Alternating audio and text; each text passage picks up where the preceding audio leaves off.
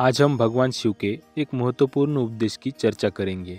यह उपदेश उन लोगों के लिए है जो भिन्न भिन्न देवी देवताओं की पूजा करते हैं और सोचते हैं कि इसका उनके जीवन पर क्या प्रभाव पड़ेगा। भगवान शिव ने इस विषय पर एक सुंदर कथा के माध्यम से बताया है कि क्या होता है जब हम अनेक देवताओं की आराधना करते हैं। नमस्कार दोस्तों, आप सभी का हमारे चैनल पर स्वागत है।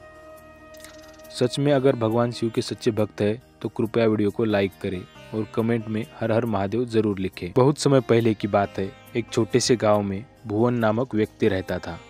भुवन अत्यंत धार्मिक था और जीवन के हर क्षेत्र में देवी देवताओं की कृपा प्राप्त करना चाहता था। वह हर दिन अलग अलग देवताओं की पूजा करता था। सोमवार को भगवान शिव, मंगलवार को हनुमान जी, बुधवार को गणेश जी और इसी प्रकार हर दिन किसी न किसी देवता की आराधना करता था। भुवन का यह मानना था कि सभी देवी देवताओं की पूजा करके वह अपने जीवन के हर क्षेत्र में सफलता और सुख प्राप्त कर सकेगा। लेकिन उसकी आराधना में एक समस्या थी। वह किसी भी देवता की पूजा में पूरी निष्ठा और एकाग्रता नहीं लगा पाता था। एक दिन भुवन ने महसूस किया कि उसकी साधना का कोई परिणाम नहीं आ रहा है। ना तो उसकी आर्थिक स्थिति सुधर रही थी, न ही उसके जीवन में शांति थी।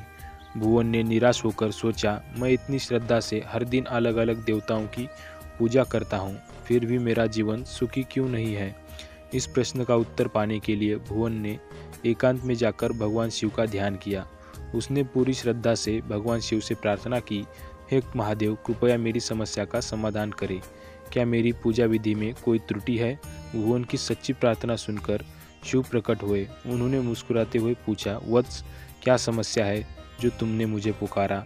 भुवन ने सिर झुकाकर कहा, हे महादेव, मैं सभी देवी देवताओं की पूजा करता हूँ, फिर भी मुझे सुख और शांति क्यों नहीं मिलती? कृपया मेरा मार्गदर्शन करें। भगवान शिव ने भुवन को समझाते हुए कहा, वत्स, यह सही है कि सभी देवी देवताओं एक ही परमात्मा के रूप है, लेकिन तुमने अपनी साधना में एक बड़ी गलती की है। भुवन ने आश्चर्य से पूछा, हे महादेव, मेरी गलती क्या है? भगवान शिव ने समझाया, वत्स, जब तुम भिन्न भिन्न देवताओं की पूजा करते हो लेकिन उनमें से किसी एक के प्रति पूरी निष्ठा समर्पण नहीं रखते तो तुम्हारी साधना अधूरी रह जाती है।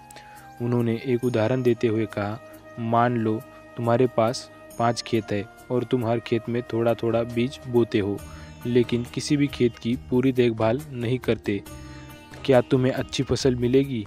भुवन ने सिर हिलाकर कहा, नहीं महादेव, फसल अच्छी नहीं होगी।